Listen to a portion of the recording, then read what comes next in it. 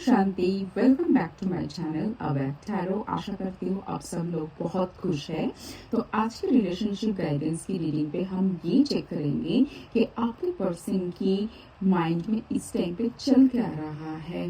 कभी कभी क्या होता है ना, हम सामने से जो देखता है शायद वो उनके माइंड में चल ही नहीं रहा है, तो हम कोशिश करने के ये देखने के लिए कि उनके माइंड में एग्जैक्टली चल क्या रहा है, वो इस रिलेशनशिप के बारे में सोच क्या रहा है, इस रिलेशनशिप के लिए वो एक्शन लेना क्या चाहता है, क्या वो कोई एक्शन लेना भी चाहते हैं, और लास्ट में हम देखेंगे कि ओवरऑल गाइडेंस क्या है इस रिलेशनशिप के लिए। ठीक है, तो रीडिंग में आगे बढ़ने से पहले फिर से बता देना चाहती हूँ ये एक ग्रुप रीडिंग है, तो ज़रूरी नहीं है हर किसी के सिचुएशन के साथ ये हर पॉइंट रेजोनेट करे। तो जितना आपके साथ रेजोनेट करते हैं उसको आपने लीजिए एज ए गाइडेंस रखिए, और बाकी के पॉइंट्स बाकी लोगों के लिए छोड़ दीजिए।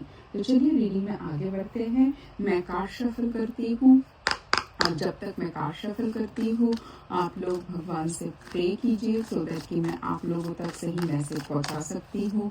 उनको जिस भी रूप से आप मानते हो उनके साथ कनेक्टेड रहिए, उनका ध्यान कर लीजिए और उनसे ये प्रार्थना कीजिए कि इस टाइम पे आप लोगों की जो भी चीज़ जानने की ज़रूरत है वो मैं आपको इस रीडिंग के थ्रू बता सकती हूँ। ठीक है, चलिए देखते हैं क्या है आप लोगों के लिए, आपके पर्सन की ट्रू फीलिंग्स क्या है, आपका पर्सन की दिल दिमाग में इस टाइम पे चल क्या रहा है आपके लिए, आपके रिलेशनशिप के लिए।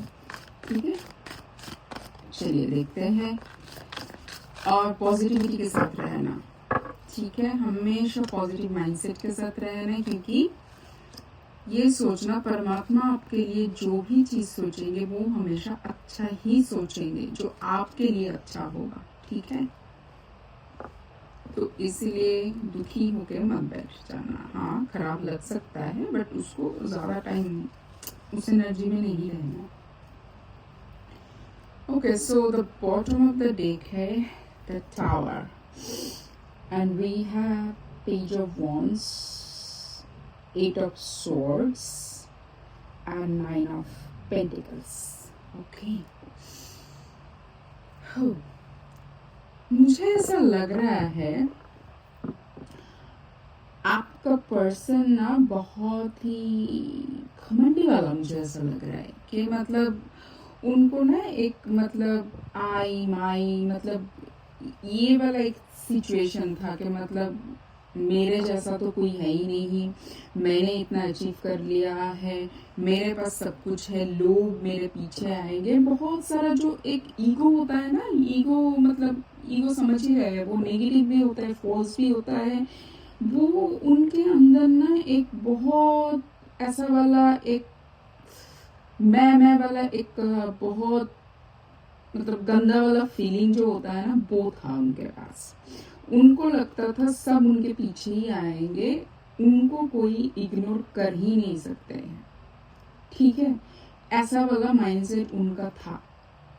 बट मुझे लग रहा है इस टाइम पे आपको देख के उनको लग रहा है नहीं, हर इंसान सेम नहीं होता है। उसको ये समझ में आ गया है कि अभी तक जो लोग उनके पीछे भागते थे ना, उनका इंटेंशन अच्छा नहीं था, उनको कुछ मिल रहा था इस पर्सन से, वो मॉनेटरी वैल्यू है और कोई और फैसिलिटी कुछ भी हो, इसीलिए वो हमेशा मतलब जो भी लोग थे उनके आसपास उनकी ईगो को बूस्ट करते रहता था।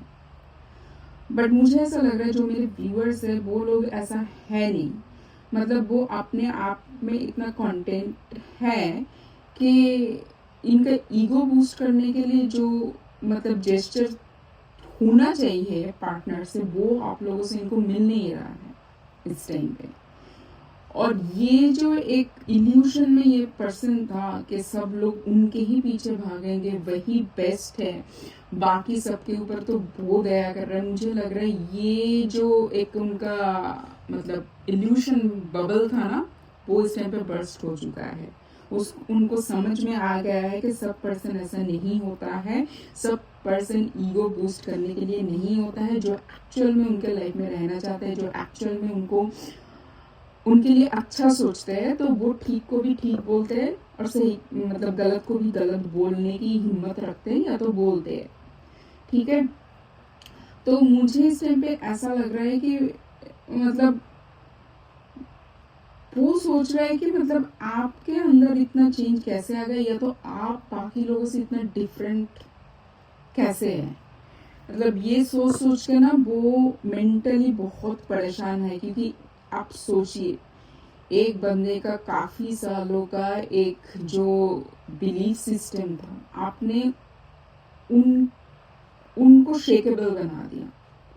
उनका एक जो बिलीफ था कि मतलब उनको ही उनके पीछे ही सब भागेंगे, आपने उनको मतलब तोड़ दिया है ना। ये लाइटनिंग दिख रहा है ना, आपने एकदम उसको चूर चूर कर दिया। उनका जो ये अहम था ना, बहुत एकदम खुद को लेके एक अहंकार, उसको आपने चूर चूर कर दिया। तो उसको सोच के वो परेशान है कि आप कैसे ऐसे कर सकते हो। ये भी सच है, ये भी उनके साथ हो सकता है।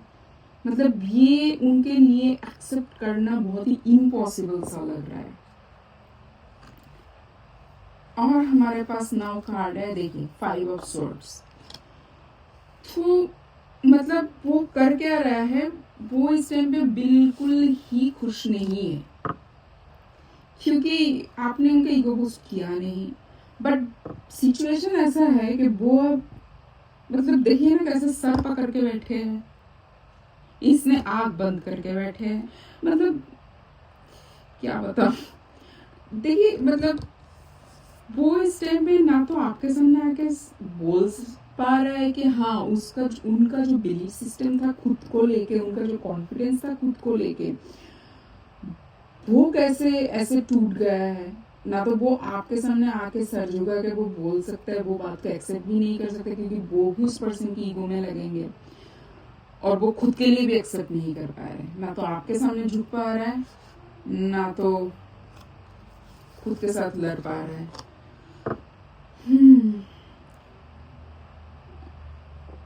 बट मुझे मतलब ये इनके लिए इतना हावी हो गया है ये सोचना कि उनको अभी ना समझ नहीं आ रहा है कि आपको अगर अप्रोच करे भी तो कैसे अप्रोच करे, कैसे आए आपकी तरफ। आपकी तरफ आएंगे तो पहले तो उनका ईगो का तो एकदम खत्म ही हो जाएगा, बट आपके पास उनको आना भी है। तो ना सर पकड़ के वैसे के लिए बैठ गया है कि आप उनको करना क्या चाहिए। मतलब आप हो क्या जो जो मतलब इनको वैल्यू नहीं किया। वाह, आप लोगों के लिए मुझे अच्छा लग रहा है। क्यों किसी की ईगो को बूस्ट करना है ना। सही को सही और गलत को गलत बोलना, मतलब यही तो सही चीज होता है।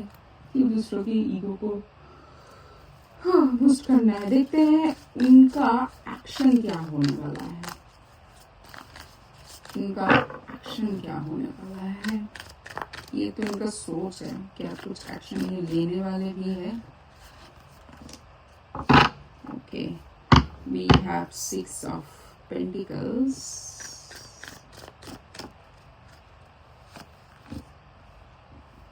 we have Death, and now we have the Star. देखिए इस रिलेशनशिप को लेके वो होपफुल तो है, वो चाहते हैं कि इसमें स्टेबिलिटी आए, इसमें इक्वल गिव एंड टेक आए। या तो अगर आप लोगों के बीच में कोई और प्रॉब्लम लाइक अगर हो जाता है ना, सोसाइटी की तरफ से आसपास के लोगों से अगर कुछ प्रॉब्लम था उसमें भी रेजोल्यूशन आए। बट वो सब कुछ वो लाने के लिए तैयार है, वो चाहते हैं उसके टुवर्ड्स काम करना। बट उसके टुवर्ड्स काम करने के लिए उनको ये देखिए डेथ एंड रिबर्थ है ना, डेथ एंड रिबर्थ। मतलब उनका ये जो ईगो वाला साइड है ना, इसको पूरा ऑफ करके एक फ्रेश माइंडसेट के साथ उनको आपकी तरफ आना पड़ेगा। अदरवाइज मतलब जो भी होप, जो भी चीज इस रिलेशनशिप के लिए बचा हुआ है, वो कुछ भी नहीं काम करेगा। तो वो काम भी करना चाहते हैं, स्टेबिलिटी भी लाना चाहते हैं। आसपास के अगर कोई भी लोग सोचिए उनके फैमिली के साथ, मतलब उनको फैमिली को भी मनाने की जरूरत है आपके लिए, तो आप दोनों को लेके वो एक साथ चलना चाहते हैं। और इसके लिए वो काम भी करेंगे और उसको समझ में आ गया है कि अभी अगर वो अपने ईगो लेके बैठे रहेंगे तो ये कुछ भी नहीं होने वाला है। तो इसलिए वो थोड़ा अपने पेडेस्टल से नीचे उतर के आएंगे और इसके तरफ काम करेंगे। मुझे लग रहा है आप लोगों की तरफ बहुत जल्दी कुछ जेस्चर शायद आएगा। ये इनको निकालना पड़ेगा इनके अंदर, ये जो इतना एकदम ईगो, नेगेटिविटी, ये जो मतलब ये एक डार्क साइड ही होता है ना इंसान का, वो सब कुछ से निकाल के उसको आगे आना पड़ेगा और वो करने के लिए रेडी भी है। मुझे ऐसा लग रहा है कि इस टाइम पे ना वो अपनी फ्रेंड फैमिली से बात कर रहे हैं कि कैसे आपके साथ कोई मतलब कैसे आपके साथ फिर से पैचअप कर सकते हैं, कैसे आपके तरफ आ सकते हैं। वो स्टेबिलिटी लाना चाहते हैं और मुझे लग रहा है वो उसके एक्शन की तरफ काम भी कर रहे हैं, है ना। वो डिस्कस कर रहे हैं, वो आना चाहते हैं आपके तरफ, बट अपना वो ईगो और वो जो भी एकदम खाली ईगो ही नहीं, देखिए कोई ना बहुत रूड भी हो सकता है, किसी का बात करने का टोन वो भी बहुत खराब हो सकता है। हालांकि वो सब कुछ ही ईगो का ही एक फॉर्म है डिफरेंट, बट ये सब कुछ ही है। बट उसको समझ में आ गया कि ये सब छोड़ के उसको आना पड़ेगा और वो आएंगे आएंगे, ठीक है। और अभी देखते हैं ओवरऑल गाइडेंस क्या है इस रिलेशनशिप के लिए। ओवरऑल गाइडेंस क्या है इस रिलेशनशिप के लिए।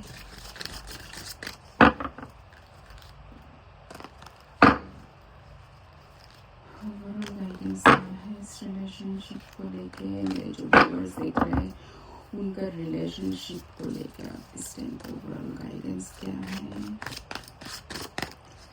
Okay, so we have the card the worth waiting for, divine timing is at work in your life, है ना। वो इंसान की देखिए डिवाइन, ये भी डिवाइन टाइमिंग में होता है। एक पर्सन जो एक बिलीफ सिस्टम के साथ अभी तक जी रहा था, वो एनर्जी से वो निकल के आ रहा है ना। वो डिवाइन टाइमिंग आने पे ही होता है। कभी कभी देखना को लगता है कि एक बात आप सामने वाले को बोलना चाहते हो बट आपको हिम्मत नहीं हो रहा है, बट एक टाइम पे जाके हिम्मत होता है, वो भी डिवाइन टाइमिंग होता है। डिवाइन टाइमिंग आ रहा है आप लोगों के रिलेशनशिप में। और एक card, this could be the one you have already made the romantic partner you seek. मुझे लगता है एक ही पर्सन जो रिवर्स लेकर आपकी तरफ आ रहा है, खुद को चेंज करके आ रहा है। मुझे लगता है इनके साथ ही आपका लॉन्ग टर्म का रिलेशनशिप है। And now we have the card of let go of control issue, allow this situation to unfold naturally, है ना। देखिए कार्ड कैसे रेजोनेट करते हैं। Let go the control issue, तो आप उनको कंट्रोल करने की सोचिए भी मत, उनको उनकी सिचुएशन पे, उनके हालत पे छोड़ दीजिए, क्योंकि उसको अभी खुद ही समझ में आ रहा है ना कि उसने कहाँ पर गलती किया, उसको क्या करने की ज़रूरत है। तो बस आप बस चुपचाप वेट कीजिए, वो टाइमिंग आ ही गया है। आप बस वेट कीजिए, आपको सब कुछ देखने को मिलेगा। वो पर्सन चेंज होके आएगा और मुझे लगता है आप लोगों की इस रिलेशनशिप में positive outcome and positive shift देखने के लिए मिलेंगे, ठीक है। तो आज का रीडिंग यहीं पर ही खत्म होता है। मिलेंगे नेक्स्ट रीडिंग पे और मुझे कमेंट सेक्शन पे ज़रूर बताना आप लोगों को कैसा लगा आज का रीडिंग। और आज का रीडिंग आप लोग क्लेम कर सकते हो कमेंट सेक्शन में डिवाइन टाइमिंग लिख के, ठीक है। तो चलिए मिलेंगे नेक्स्ट रीडिंग पे, तब तक के लिए बहुत खुश रहना। Take care, bye, Om Shanti.